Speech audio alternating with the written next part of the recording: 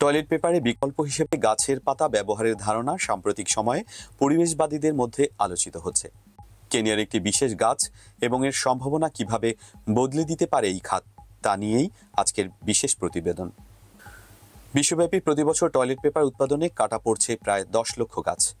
North Carolina state ইউনিভার্সিটির গবেষণা বলছে, এই পেপারে 70 থেকে 80% শক্ত কাঠের তন্তু এবং বাকিটা নরম কাঠের তন্তু থেকে তৈরি হয়। এভাবে বন উজাড় হওয়ার ফলে জীববৈচিত্র্য এবং বাস্তুতন্ত্রের উপর বড় ধরনের প্রভাব পড়ছে। ইথিক্যাল কনজুমার এর এক প্রতিবেদনে বলা হয়েছে, কাগজ শিল্পে ব্যবহৃত 35% গাছই টয়লেট পেপার তৈরির জন্য কাটা হয়। এই অবস্থায় কেনিয়ার মেরু শহরের একটি বিশেষ গাছ প্লেকট্রান্থাস বারবেটাস পরিবেশ বান্ধব বিকল্প হিসেবে উঠে আসছে। কেনিয়ার এই গাছটির বিশেষ বৈশিষ্ট্য কি? এটি কি সত্যি টয়লেট পেপারের বিকল্প হতে পারে? প্লেকট্রান্থাস বারবেটাস স্থানীয়ভাবে পরিচিত আফ্রিকান টিস্যু, গ্রীষ্মমণ্ডলীয় এলাকায় ব্যাপকভাবে জন্মে।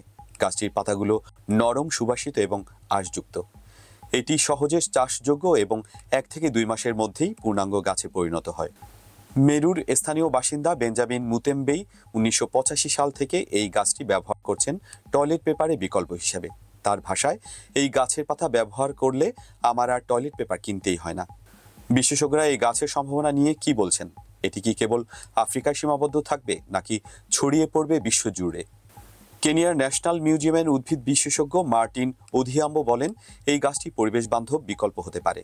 তিনি বলেন, অনেক তরুণী এখনো এই গাছটি সম্পর্কে জানে না, তবে এটি ব্যাপকভাবে প্রচার পেলে পরিবেশ সুরক্ষায় বড় ভূমিকা রাখতে পারে।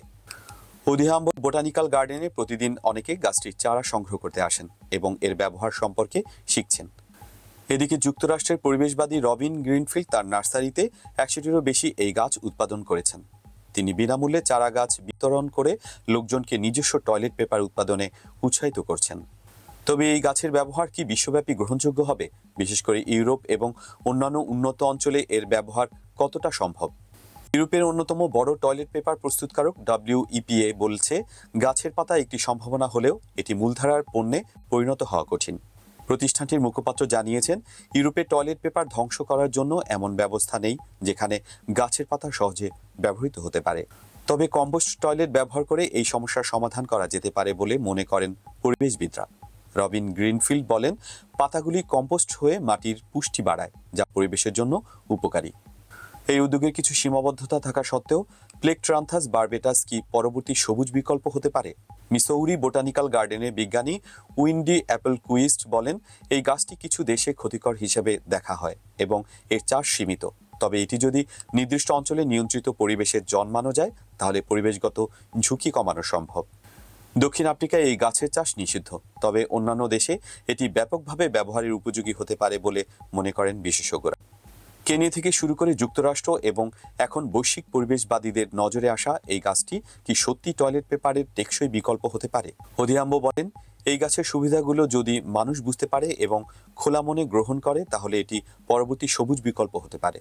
কেনিয়ার স্থানীয় গ্রাম থেকে শুরু করে যুক্তরাষ্ট্রের পরিবেশবাদীদের পর্যন্ত এই গাছ নিয়ে আশাবাদী। তবে এটি কি বিশ্বব্যাপী মূলধারার একটি সমাধানে পরিণত হবে, সেটি সময় বলে দেবে।